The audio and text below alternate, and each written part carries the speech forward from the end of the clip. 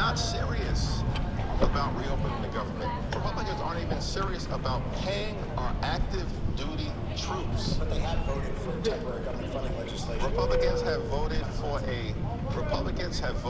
a partisan spending bill that continues to gut the health care of the American people and threatens to raise the cost of living. So point there, Democrats digging in here, Diane, saying that they want Republicans to negotiate with them on health care. Republicans have consistently said they are not going to negotiate issue while the government is shut down. So this shutdown continues. It's going to drag into next week. The House is out next week. Right now, at least, members have been told to come back on a 48 hours notice, but right now there are no votes scheduled, and the Senate's going to come back on Tuesday so far. All right, Jay O'Brien, thank you. And multiple sources tell ABC News senior Justice Department officials were caught off guard by New York Attorney General Letitia James's indictment. The DOJ indicted her yesterday on charges of bank fraud and making false statements related to a property she owns in Virginia. She's now the second Trump political enemy to be indicted despite prosecutors previously saying there wasn't enough evidence. James is now denying any wrongdoing and calling the case a weaponization of the justice system. ABC's Alex Mallon has more. So, Alex, what's the latest on how this went down?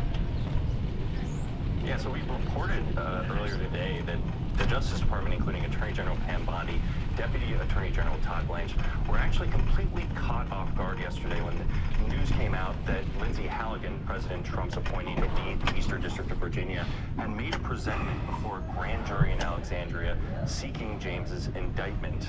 They had actually believed that she was going to seek that indictment at some point, but it would be at a later date.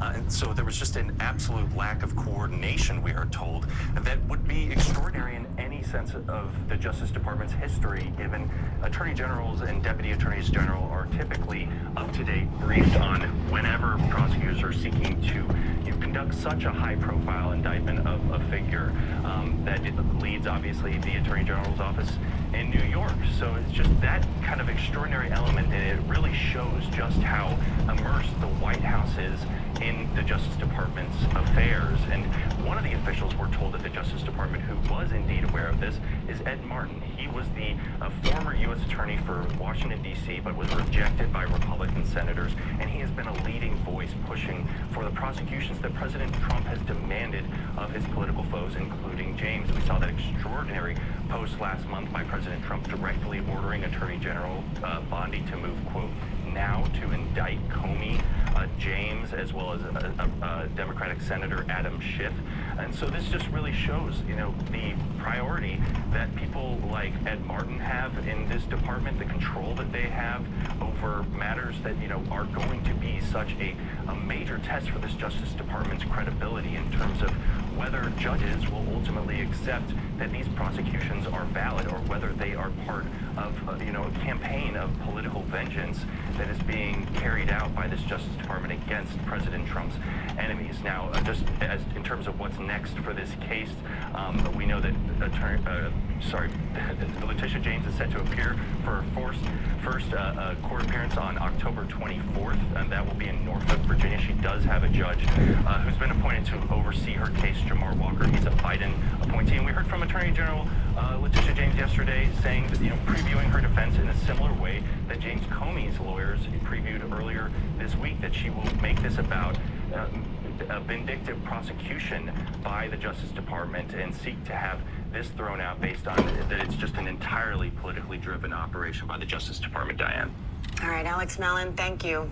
By the Justice Department.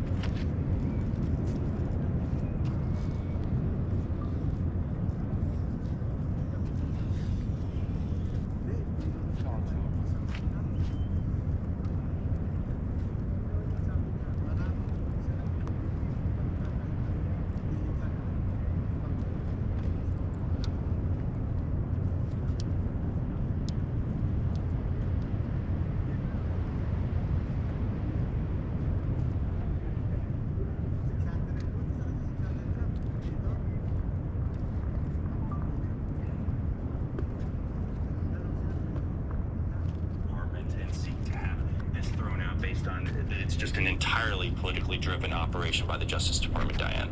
All right, Alex Mellon, thank you.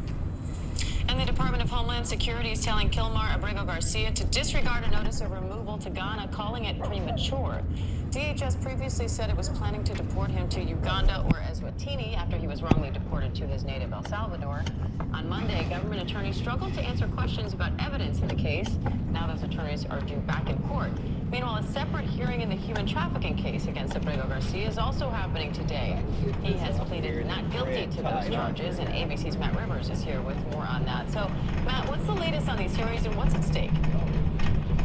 Yeah, so they're both going on today, Diane. Let's start with the one in Maryland, which is really the heart of the immigration side of all of this. You've got the federal judge in this case basically telling government lawyers, look, if you have plans to deport Abrego Garcia to a third country, so not El Salvador, whether it's Uganda, whether it's Ghana, whether it's Eswatini, you have to present a timeline of being able to do so, because what she has said is that the government has failed to present an actual timeline for being able to do that, part of which is because some of these countries aforementioned have not yet agreed to actually accept Abrego Garcia. And what the judge is deciding here is, well, if the government can't come up with some sort of plan to deport Abrego Garcia in a timely manner to a third country, well, she says you can't just keep a detainee like this in custody forever without an actual plan to deport him. So that's the hearing that's ongoing right now. There is a chance, there's a world in which that at the end of all this, Abrego Garcia is actually released from custody if the judge decides that the government is not holding up its end of the bargain here. I think that's a smaller chance at this point,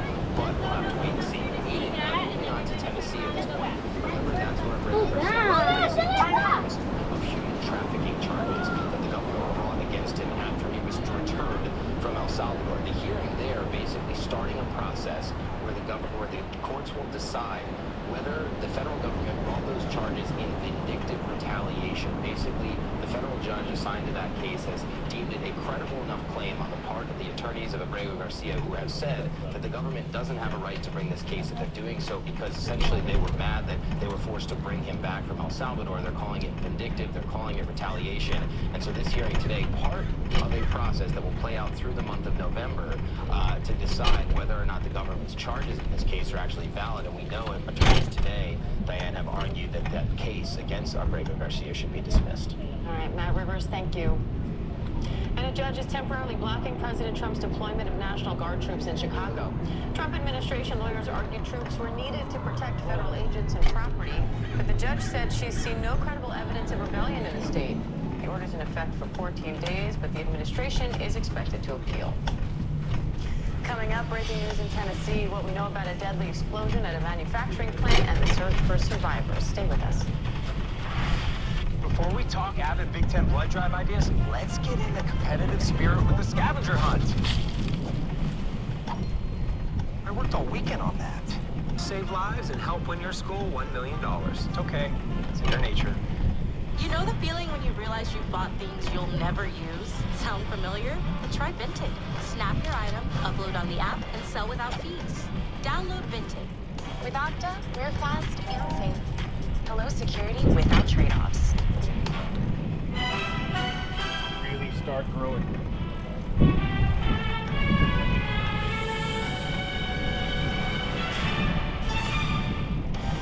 The industrial-grade products you need. Granger, for the ones who get it done.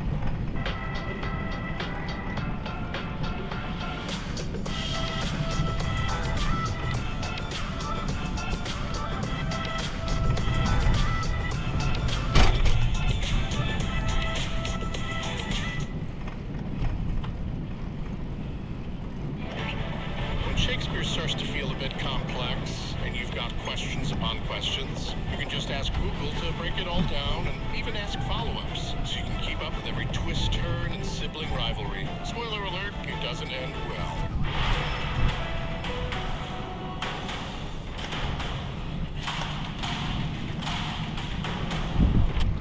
If only on Hulu.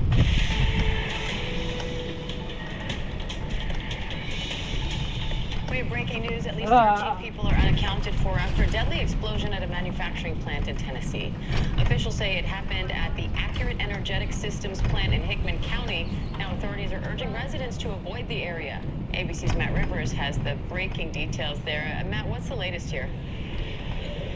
Very much an ongoing situation where I think, Diane, authorities are trying to get to the actual bottom of this, even in terms of how many people are injured and killed. What we know is that this has turned fatal. We just heard a press conference from authorities there who say that they have an unidentified number of people who have been killed amidst that 13 people that remain unidentified, or their whereabouts remain unclear at this point. So we know this is a fatal explosion. We know it happened just before 8 a.m. We know there's an active brush fire in the region as a result of this explosion at this manufacturing facility that crews are actively working to get under control. Because of the nature of what this facility makes, there is concerns of secondary explosions, and that will make sense after what I'm about to tell you. This is a company that makes a very wide array of different types of explosive. Just off their website, I'll read this to you directly. It says, we specialize in the development and manufacture and handling of a diverse array of products, explosives for the military, aerospace, commercial, demolition, as well.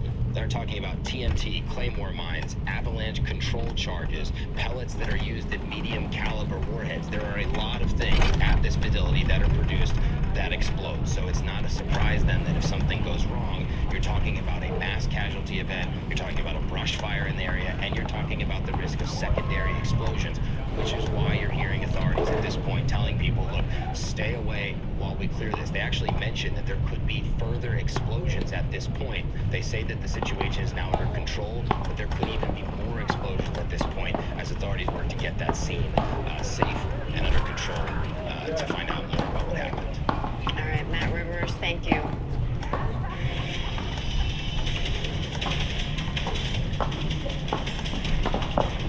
The remnants of Tropical Storm Priscilla are bringing potential major flooding to the southwest. Meanwhile, a strong coastal storm is threatening millions on the East Coast with potentially damaging wind and flooding. Meteorologist Jeff Manson is tracking that for us. Jeff, what are you watching now? Well, Diane, to really figure out why we're going to see this coastal storm form, we kind of have to go into the X's and O's of the playbook here a little bit. It'll be a little bit of a football coach to say what's going on. We have a bit of a roadblock setting up in the upper atmosphere, right? So we've got this beautiful area of high pressure bringing us gorgeous weather here, really up and down the eastern seaboard until you get to about the Carolinas where they have that developing storm right now. That is going to begin to strengthen as we head into the weekend, right? This high's starting to drift a little bit out to sea. Then we have another big area of high pressure coming down from the Great Lakes, and that is very strong. And that large high pressure influence is going to slow this storm down as it intensifies. By the way, notice here is Jerry will remain a tropical storm, will become a hurricane, but it's not that far away. Interesting to see if that has any effect at all on the path of this strengthening storm. But with that high pressure influence here, it sort of acts as, again, a roadblock to keep that storm in. So this could be a little bit longer duration event. That would be a big negative here, just that persistent onshore flow in terms of coastal flooding. And we need that next trough, and here it is way out west. We need that to come in before we can kick this all out of here and kind of get the jet stream to be a little bit more progressive. And I think that happens at some point by the middle of next week. So here's your storm again. Heavy rain, coastal flooding, the Carolinas up to the mid-Atlantic. It's really as this storm gets into the northeast that things start to get a little bit dicey here in terms of wind and again, that coastal flooding. There's parts all up and down the eastern seaboard. We'll talk more about that. Also, again, the southwest, potential for some really bad flooding situation. Jeff Manson, thank you. Coming up, it's World Mental Health Day. We've got some quick and easy tips to help you find your center. You know the feeling when you realize you bought things you'll never use? Sound familiar? Try Vinted. Snap your item, upload on the app, and sell without fees. Download Vinted.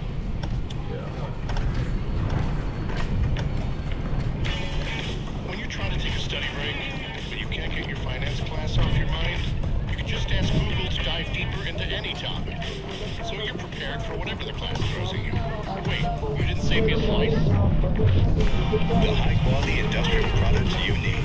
Granger, for the ones who get it done.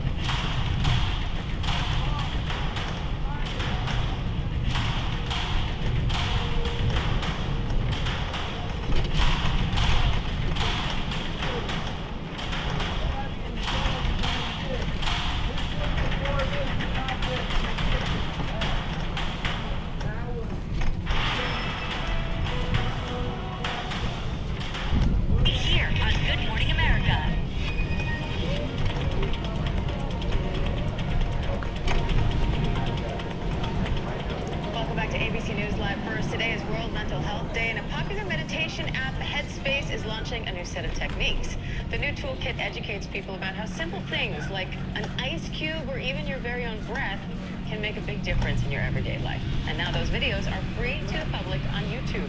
Meditation teacher at Headspace and mental health expert Rosie Costas here with more on that.